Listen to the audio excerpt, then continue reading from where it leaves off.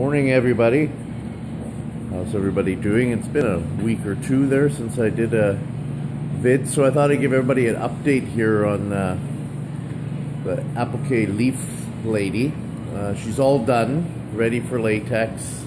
Like I said, another labor of love. Whenever I got a spare 15-20 minutes, I sat down with some clay, and you can see she's all back filled in now. Every leaf, every edge, all the empty spaces have all been filled in with clay. Just to be safe, I wasn't going to, but I put a couple coats of shellac on. I thought, gee, you know, I've gone this far, I'd really hate to see something go wrong and not have the latex stick. But you can see it's all patched up, ready to go, ready to hit the table. I had to do like I did with the last one there too, and build up a bit larger neck on the backside there, so I don't have to run any seams when it makes it back onto the table over there. The other leaf lady's gone. That's for Tuscany. That's Miss New Zealand, always going to be known as, which, by the way, Tuscany gave me a really good idea for a finish on that. We'll probably do that in the spring. And what else have I got going on here? A little bit more plaster rework on this model here, this angel.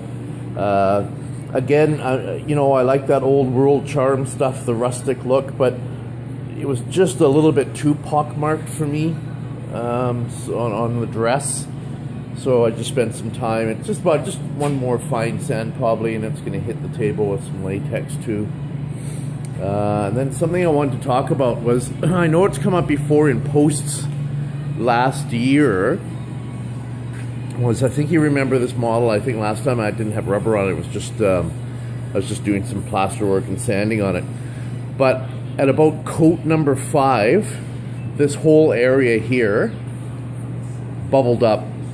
The latex started letting go, and a big bubble formed. And I know it's come up, like I said, in the post before. It's happened to me 3-4 times doing other models over the years. I used to freak out. Now I don't anymore. I remember, I think it was JB said something that it'll always tuck back onto itself. All I did was I just took like a really sharp utility knife or a disposable scalpel, and the smallest of smallest holes into the bubble, and then I just pushed on it, let the air out. It did puff back up a couple more times, but with consecutive coats, you can see it's all tight. It's all back on. It's all tight.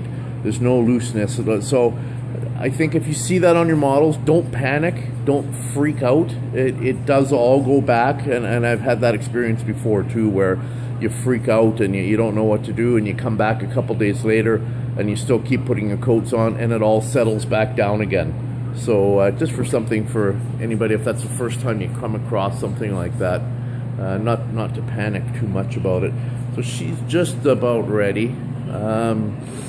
This guy is, he's about 10 coats, so he's about halfway there. And then we've got this crazy shaped thing there with one hell of a seam on it. I don't know what it is, what I'm going to do with it. I just sort of like the challenge and the shape of it. And like I said, there's sort of a packet. There's this model, this one, the one in the back, and there's actually one more. And where I bought it from, if you bought all 4, it worked out to about 20 bucks or 18 bucks a piece. So I sort of couldn't say no to that for the model. So we'll see. Might be a little interest piece somewhere out in the garden or on a pillar somewhere. It's kind of cool. Anyway, everybody, have a good one. Tusk, guns, everybody. And we'll see you soon. Bye-bye.